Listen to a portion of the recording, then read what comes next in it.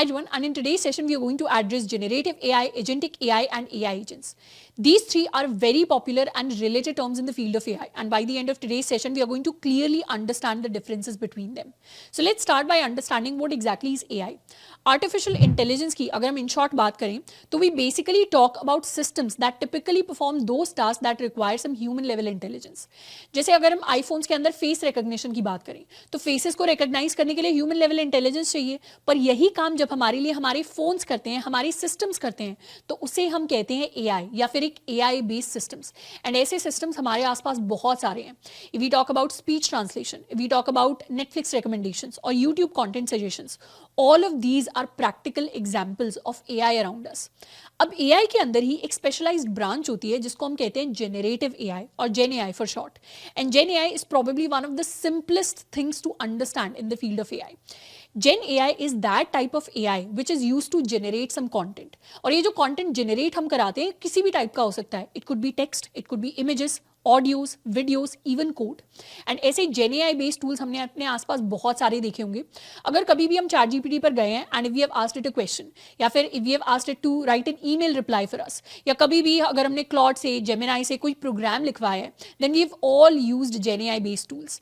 Generative AI के tools की जब हम बात करते हैं, we generally talk about some Q&A based chatbots, जिससे हम कुछ सवाल पूछते हैं, कुछ क्वेरी पूछते हैं और ये चैटबॉट हमें उसका रिप्लाई देता है.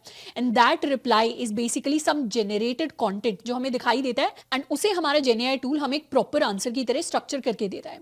अब जेनरेटिव AI में ये जो एक्चुअल कंटेंट जनरेट कराने वाला काम होता है, ये हमारे लिए करते हैं हमारे LLMs, which are large language models. LLMs are basically the brain behind the operation. हम जेन AI टूल्स की बात करें या फिर हम एजेंटिक AI टूल्स की भी बात करें, इन सब के अंदर जो ब्रेन का काम करते हैं वो हमारे LLMs करते हैं. लार्ज लैंग्वेज मॉडल्स कहने का मतलब है that these are machine learning और deep learning models which are trained on large data, मतलब huge amounts of data which is available on the internet.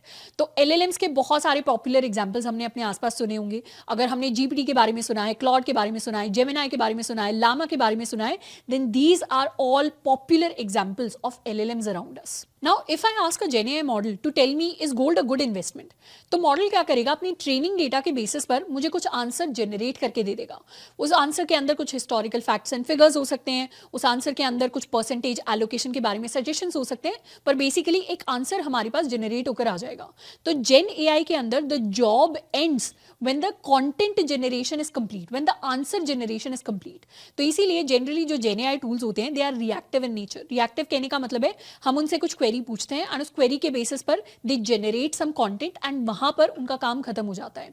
उसके साथ में जेन AI tools they also have low levels of autonomy, that is independent decision making काफी ज्यादा कम होती है इन systems के अंदर. प्लस जब भी हम LLMs की बात करते हैं, LLMs generally have a knowledge cut off date. Knowledge cut off date कहने का मतलब है कि इन LLMs को ट्रेन करने के लिए, इन मॉडल्स को ट्रेन करने के लिए जो ट्रेनिंग डेटा यूज हुआ है वो ट्रेनिंग डेटा इस डेट तक का ही है.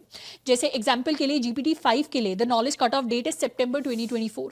तो उसके बाद का जो डेटा है वो GPT-5 के पास डायरेक्टली अवेलेबल नहीं है. तो if I ask a normal gen AI tool what is the price of gold today, the tool may not know, क्योंकि उसके पास करंट डेटा की एक्सेस नहीं है.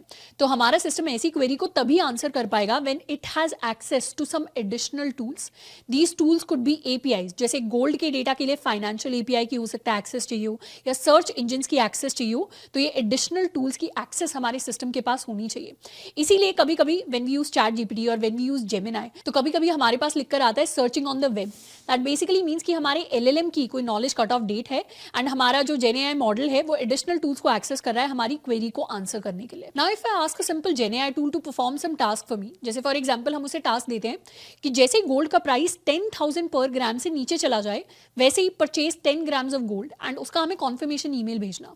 तो इस तरीके के जो टास्क हैं वो हमारे लिए जेन AI टूल्स नहीं कर पाएंगे, बिकॉज ऐसे टास्क को परफॉर्म करने के लिए जेन AI टूल को पहले एक्शंस में इसको डिवाइड करना पड़ेगा और उन इंडिविजुअल एक्शंस को परफॉर्म करना पड़ेगा. कैसे एक्शंस, जैसे कॉन्टिन्यूअसली गोल्ड के प्राइस को मॉनिटर करना, करना, एक परचेज ऑर्डर को एग्जीक्यूट करना, उसके साथ में कॉन्फर्मेशन ईमेल भेजना। तो इस तरीके के जो एक्शंस हैं उसे हमारे सिंपल जेन एआई टूल्स परफॉर्म नहीं कर सकते। तो बहुत सारी ऐसी चीजें हैं जो जेन एआई टूल्स के अंदर लैकिंग है, वांटिंग है, एंड यही एबिलिटीज जब हम जेन एआई के अंदर ऐड कर देते हैं तो now we are talking about agentic AI and AI agents. And इसमें हम टॉप 3 प्रॉपर्टीज की बात करते हैं। Basically as compare to generative AI, जो भी हमारे एजेंटिक एआई के अंदर सिस्टम्स होते हैं, सबसे पहला तो उनके अंदर एक हायर लेवल ऑफ ऑटोनॉमी होती है। So they are able to take independent decisions. उसके साथ में they have the ability to perform some actions, plus they also have access to some external and internal tools. तो इन्हीं सारी abilities के साथ हम अपने एआई एजेंट्स को क्रिएट करते हैं। So generative AI is reactive, whereas agentic AI is proactive, जिसके अंदर हमारे जो एआई एजेंट्स होते हैं, now with some level of autonomy they can plan, they can execute different actions with the help of some additional tools. And जैसे generative AI के centre में हमारे पास एलएलएम्स होते हैं, वैसे ही एजेंटिक एआई के भी सेंटर में we have our LLMs which are the brain behind the operation. Now let's also try to understand the difference between AI agents and agentic AI. तो इसके लिए एक बहुत सिंपल एनालॉजी का हम एग्जांपल लेंगे। हमारी किसी भी टेक टीम के अंदर हमारे पास बहुत सारे स्पेशलाइज्ड इंजीनियर्स होते हैं। We have a front end engineer, we have a back end engineer, we have a DevOps engineer, and इन सबके ऊपर होता है हमारा प्रोजेक्ट मैनेजर, जो पूरी टीम को कोलैबोरेट करके किसी एक पर्टिकुलर गोल को अचीव करने का काम करते हैं। ऐसे ही हमारे AI agents and agentic AI work करती है। Basically AI agents are like are specialized engineers. एक पर्टिकुलर एआई एजेंट का काम किसी एक पर्टिकुलर टास्क को कंप्लीट करना होता है। तो ऐसे ही एजेंटिक एआई के अंदर there are multiple AI agents, and agentic AI की जब हम बात करते हैं, that is the entire system जो उन सारे एआई एजेंट्स को मैनेज करता है to achieve some eventual goal. So AI agents are individual agents which perform some specific task. जैसे फॉर एग्जाम्पल हम Amazon या Flipkart की वेबसाइट पर जाएं and there we can have a customer support AI agent. And इस customer support AI agent से अगर कोई कस्टमर पूछेगा where is my package, तो सबसे पहले तो इस AI agent के पास ऑलरेडी एक्सेस है डेटाबेस की, तो it knows who the customer is, what package they are talking about. तो ये एजेंट क्या कर सकता है, डायरेक्टली जाकर जो वेबसाइट है उसके शिपिंग सिस्टम या उसके डिलीवरी सिस्टम से उस पैकेज का स्टेटस लेकर आएगा, खुद भी इंटरनली पैकेज के स्टेटस को वेरीफाई कर सकता है, and then is going to give us a reply as the customer. तो इस एजेंट ने क्या किया, बहुत सारे डिफरेंट एक्शंस को, बहुत सारे डिफरेंट स्टेप्स को परफॉर्म किया। तो सबसे पहले तो हमारे एआई एजेंट के पास एबिलिटी है टू परफॉर्म डिफरेंट एक्शंस। उसके साथ में it is also using some additional tools, जैसे इस कस्टमर सपोर्ट एआई एजेंट ने हमारी जो कंपनी है उसके डिलीवरी सिस्टम या शिपिंग सिस्टम या डेटाबेस को एक्सेस किया होगा।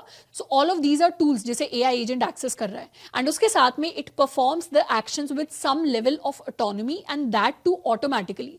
मतलब जेन एआई टूल्स के अंदर, चैट जीपीटी या जेमिनाई के अंदर हमें खुद स्टेप बाय स्टेप सारे स्टेप्स बताने पड़ते हैं, पर यहां पर जब हम एआई एजेंट्स को यूज करते हैं हमें स्टेप बाय स्टेप चीजें नहीं बतानी पड़ती। हमने एआई एजेंट को ऑलरेडी किसी टास्क को परफॉर्म करने के लिए बिल्ड किया होता है, एंड वो अपने स्टेप्स को खुद डिसाइड करता है to actually perform that particular task. So there are multiple popular tools in the industry that we can use to create these AI agents, which include tools like N8N और OpenAI Codex and many more like these. And now comes agentic AI. अब AI agents की जब हमने बात की थी, they are individual agents which are task focused, लेकिन agentic AI की जब हम बात करते हैं, these are systems, these are architectures which are goal focused. Task की जब हम बात करते हैं, टास्क बहुत छोटी चीज होती है, जबकि गोल एक बड़ी कॉम्प्लेक्स चीज होती है जिसको हम मल्टीपल टास्क के अंदर डिवाइड कर सकते हैं। तो जब भी हम गोल फोकस सिस्टम्स की, एजेंटिक AI की बात करते हैं, these are systems which help us achieve a particular goal. This goal could be anything. जैसे फॉर एग्जाम्पल हमने एक एजेंटिक AI सिस्टम को बिल्ड किया एंड उसे हम एक पर्टिकुलर गोल देते हैं, जैसे I have a budget of 5 lakh rupees, help me invest in gold when the conditions are favourable. So this is a गोल जो हम अपने सिस्टम को देंगे। अब सिस्टम क्या करेगा, इस पर्टिकुलर गोल को मल्टीपल स्टेप्स के अंदर डिवाइड करेगा। क्या स्टेप्स हो सकते हैं, कुछ भी स्टेप्स हो सकते हैं। जैसे फर्स्ट स्टेप हो सकता है कि हमें कॉन्टिन्यूसली मार्केट्स को मॉनिटर करना पड़ेगा। सेकंड स्टेप हो सकता है कि हमें कोई एक पर्टिकुलर लिमिट सेट करनी पड़ेगी कि एक टाइम पे गोल्ड में इतनी ही इन्वेस्टमेंट होनी चाहिए या हमारे पोर्टफोलियो का इतना साइज इन्वेस्टेड होना चाहिए। तो इस तरीके का कोई हमें स्ट्रैटेजी रखनी पड़ेगी। उसके साथ में एक स्टेप होगा to actually execute the purchase order. अब ये जो डिफरेंट स्टेप्स हैं इस गोल को अचीव करने के लिए, एक एजेंटिक AI सिस्टम के अंदर मल्टीपल एजेंट्स को हम यूज कर सकते हैं to achieve these separate task. जैसे हमारे पास एक मार्केट मॉनिटरिंग एजेंट हो सकता है जिसका काम है मार्केट्स को मॉनिटर करना और उसमें रिकॉग्नाइज करना कि कब मार्केट डाउन जा रहा है, कब अप जा रहा है। दूसरा हमारे पास एजेंट हो सकता है एक फाइनेंशियल एडवाइजर एजेंट, जो हमें एडवाइस करेगा कि एक टाइम पे अगर 5 लाख का बजट है तो 50,000 तक ही इन्वेस्ट करना है या 1 लाख तक ही इन्वेस्ट करना है। And we could also have an execution agent जो हमसे कॉन्फर्मेशन मांगेगा, फिर जाके परचेज ऑर्डर प्लेस करेगा और लास्ट में आकर हमें नोटिफाई कर देगा वाया ईमेल और वाया सम मैसेज। तो इस तरीके के multiple multiple steps agentic AI के अंदर इन्वॉल्व होते हैं। तो एजेंटिक एआई के अंदर हमारे पास सिंगल एजेंट भी हो सकता है, हमारे पास मल्टीपल एजेंट्स भी हो सकते हैं which collaborate with each other, and eventually all of this happens to achieve some complex goal with minimal human intervention.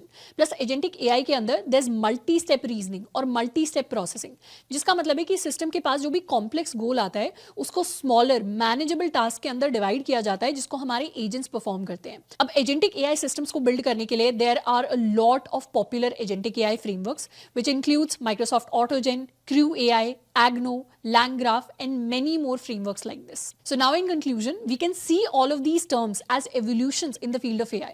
तो पहले हमारे पास AI आया, then generative AI, then AI agents, and finally agentic AI. अब even though AI की field में एक कोई particular fix definition नहीं होती डिफरेंट टर्म्स की, पर फिर भी हम इसको इस तरीके से याद रख सकते हैं कि AI से जब हम एजेंटिक AI की तरफ जाते हैं तो जो टास्क हम अपने AI सिस्टम से परफॉर्म करवाते हैं उस टास्क की कॉम्प्लेक्सिटी इंक्रीज होते चली जाती है। तो हमारे पास सिंपल AI सिस्टम्स है, then we have simple generative AI systems, then we have simple AI agents, and finally we have agentic AI systems जो ज्यादा कॉम्प्लेक्स या ज्यादा सोफिस्टिकेटेड टास्क को या गोल्स को अचीव करने के लिए यूज होते हैं। तो आई होप कि आज के सेशन से हमें क्लियरली समझ में आया होगा what are the exact differences between generative AI, agentic AI and AI agents. अब इसके अलावा अगर टेक या AI से रिलेटेड हमारा कोई भी डाउट है then you can let me know in the comments. आज के लिए इतना ही, मिलते हैं नेक्स्ट सेशन में। Till then keep learning and keep exploring. I'm in line with the stars, I'm in sync with the earth. 10 toes deep, flower child from the turf. I never switch sides, like even when I die, I'ma ride for the squad. Let her ties